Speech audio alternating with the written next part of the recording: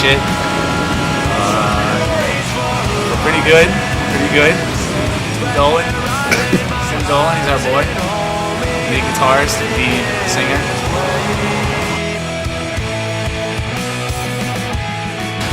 Came a long way for this. All the way from Scranton, Pennsylvania. Been working on it for years. This album. Like, just beautiful concert. Feeling good. We have Scranton in the house.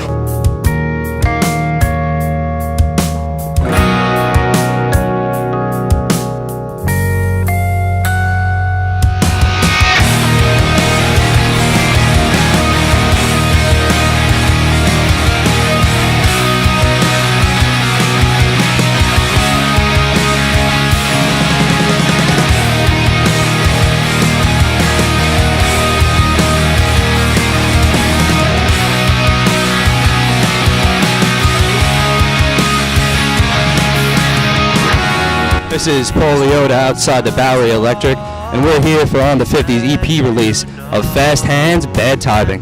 We're here with John Cantor, also known as Turk, the lead bassist of On the 50, and Tim Nolan, the lead singer. Guys, how does it feel to come this far? It feels great. It's cool that we're going to be able to celebrate it with all our friends. We're going to have our EP release show in about an hour.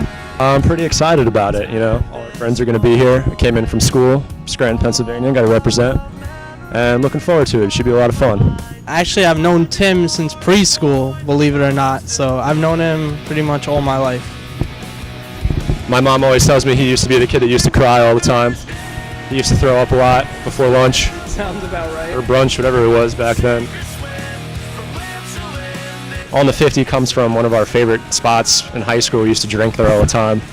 It's a football field, and we used to drink on the 50-yard line all the time. So it's pretty memorable to us as far as high school days. Yeah. It's just a nice way to just shout out the neighborhood. What do you guys say some of your biggest influences are? Well, my personally would be Bayside. I could speak for Tim. Same thing. Like now we grew up in like a lot of different bands. Like we originally loved Green Day, New Found Glory, but now we're getting into a lot of different stuff like Title Fight, Balance and Composure, a bunch of different bands. You guys worked with Bayside on this EP release. We worked with Anthony Ranieri.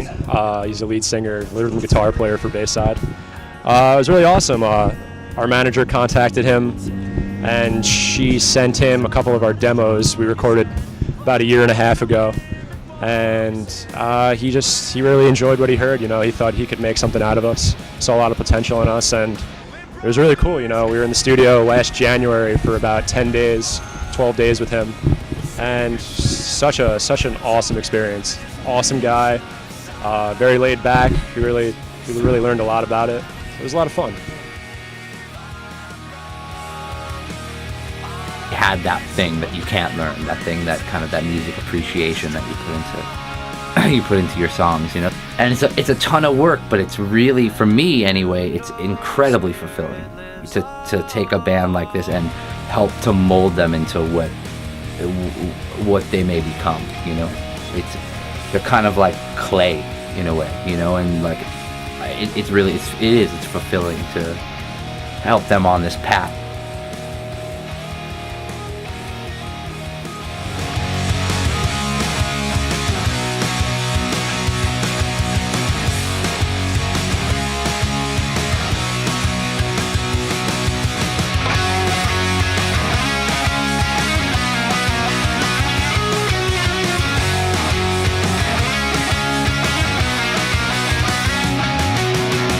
You guys just released a music video for your song The Future. What do you think about that experience?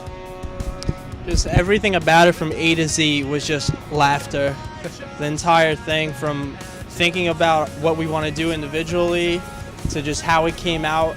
Going to Tim's house, I remember I found out at 4 in the morning that the video was up for us to watch. So yeah, it was just, the entire thing was great. The video, you know, I'm really into PB&Js. And anything that involves me getting filmed eating a peanut butter and jelly is awesome to me. So we just met the director, Keith Megna, that day, and great guy, really awesome guy. We're looking forward to working with him again. In a couple weeks, we're going out to LA to shoot our next video. So look out for that.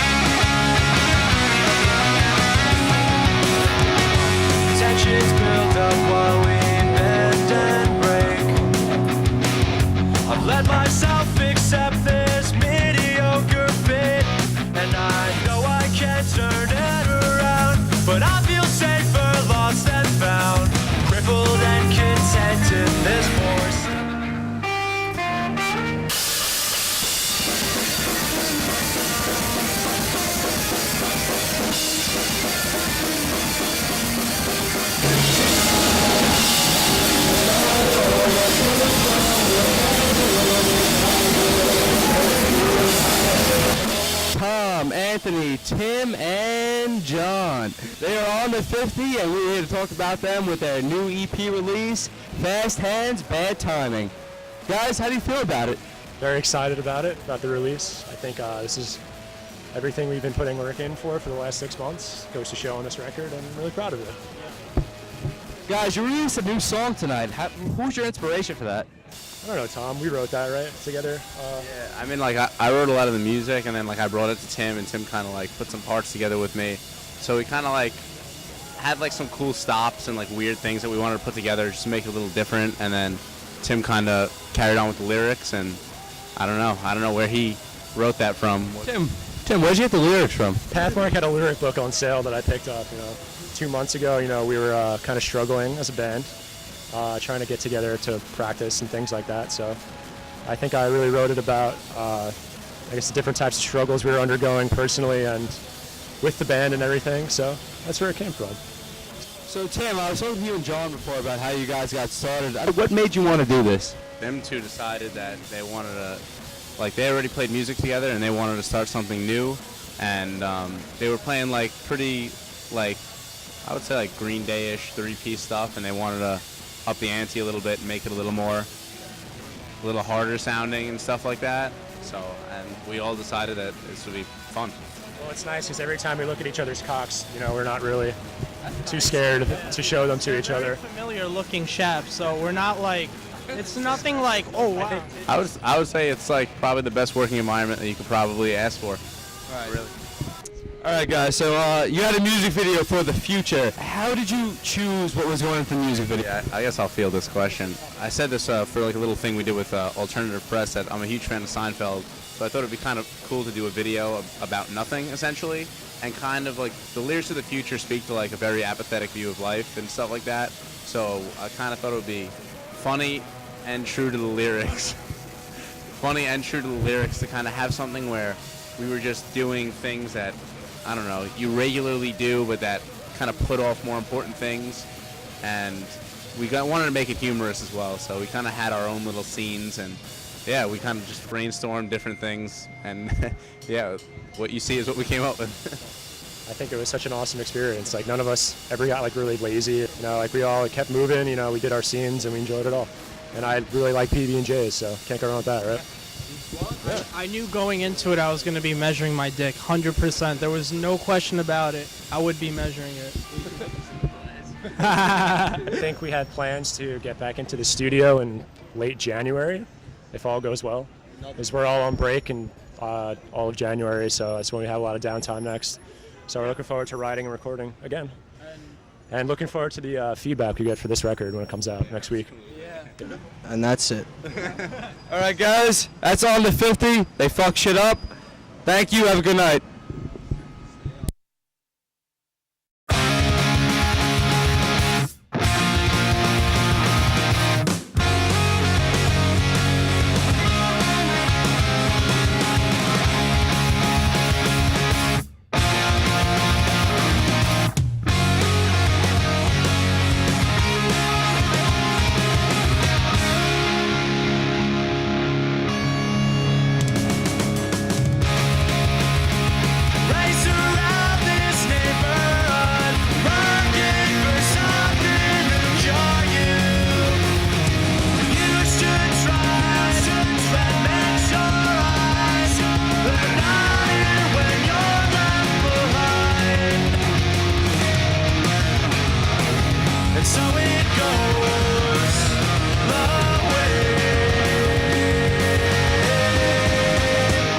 This is pending Higgins' A. Nothing less, Professor. Only an A for Higgins.